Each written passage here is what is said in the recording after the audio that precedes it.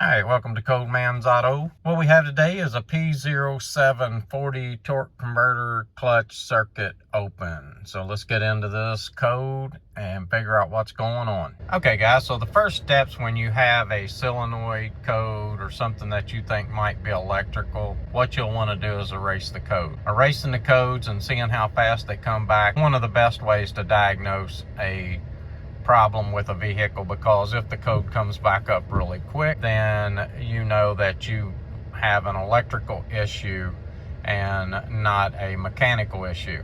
We're going to get into this. We're going to try to find out what is causing this p0740, and we may end up having to change the torque converter clutch solenoid. So that may be where we go to right after we check the wiring. Let's pull that side cover off and go ahead and replace that solenoid. Okay, so I got the van up in the air. I'm going to come up underneath of it and let me show you what we have. You can see where the wiring harness is coming out of the transmission, that it looks like all of these wires have been pulled apart and someone was looking for something. You can see new black tape all the way down this wiring harness, which makes you think that maybe someone knew there was a problem and they was looking for a broken wire. What we're probably going to end up doing is going inside of the cover.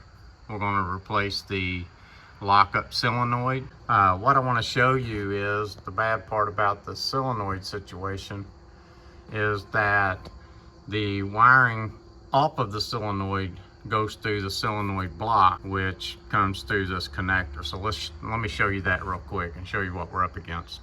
Okay, so this is off of a unit that I have laying over to the side here in the shop, and what you can see is your lockup solenoid and the wires run up and through the solenoid block. Like I told you at the beginning of the video when I was showing you the code is coming back just as soon as you erase it and the vehicle is not running. So there is no hydraulic pressure, there is no demand for the lockup solenoid to be turning on or off.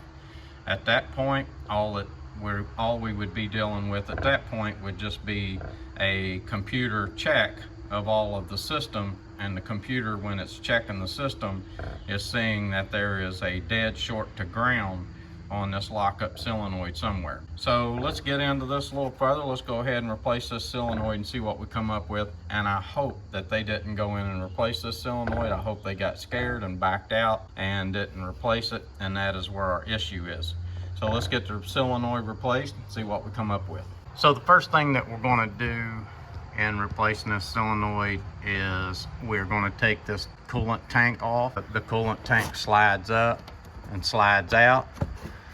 This coolant tank should not be that loose, so I feel like it's been off of there before. Just another sign that someone has been inside of this transmission, and that worries me even more. Another thing, there is a cover that goes over this, a noise cover that goes over this side cover. Just more and more of me thinking someone's already been in there and tried to fix this vehicle, and we may get into a bigger problem than we thought. Coolant tank's got to come off first, and then we can remove this cover.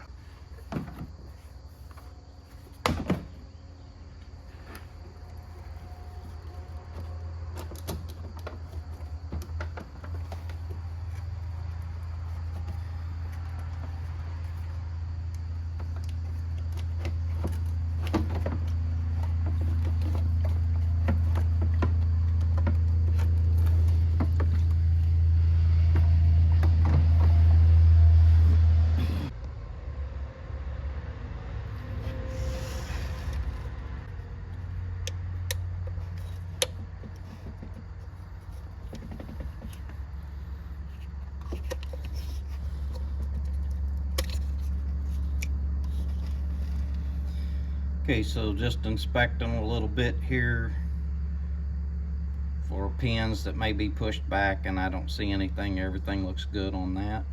Okay, so looking up in here now, we have the cooler tank out of the way, and we have the plug-in unplugged, and now we're going to start removing. You have 3 of these 10mm bolts, and then you have 5/16 or 8mm bolts all the way around. The 10mm will be here, here, and there should be one on the top on this side, unless someone has rearranged them.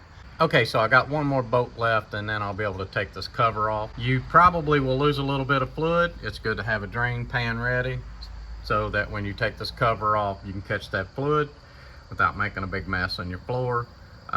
This is ATF plus 4 fluid, and the best place to buy it is online. I'm going to leave a link below so that you can find that. It'll be in my description, and you can find that fluid on there and let you know what this project might cost you.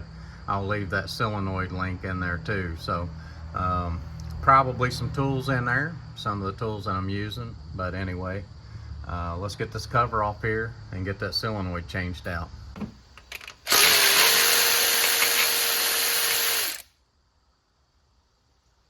Just take a little screwdriver and go right up in there, pry the cover off. And we didn't lose any fluid. I thought we would lose more fluid than that. It may be just a little low on fluid.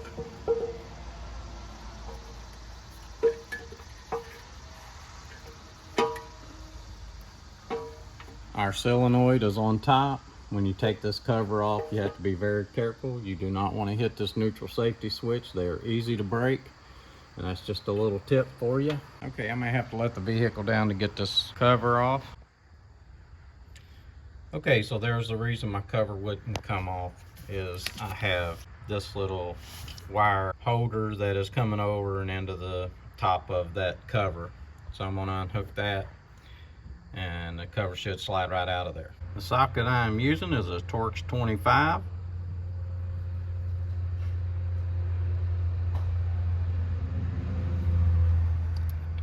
And we need to take that little bolt out right there.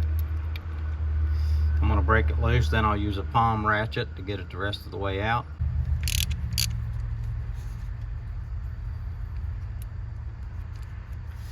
I'm going to wait until I get the solenoid out. I'm going to slide it out, and then I'm going to unhook the wire because it's hard to get to down in there, and you can just flip the solenoid around and unhook it that way. It's a lot easier.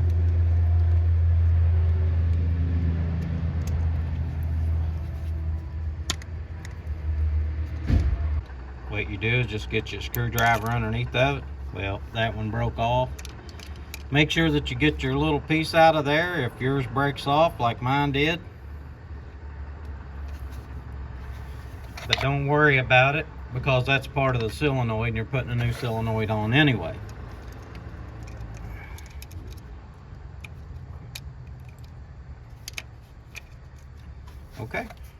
Okay, so I was just kind of inspecting things because I was worried about the solenoid block being replaced. But I can tell this solenoid block is not a new solenoid block, and with the clip breaking, that clip should not have broke off of that solenoid as easily as it did. A new solenoid would not break that clip off. You would have been able to unhook it without breaking the clip. So hopefully this is our issue.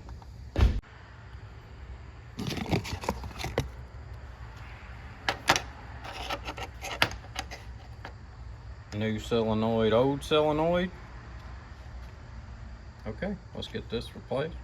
Okay guys, p0740, we had a check engine light that we could not get out.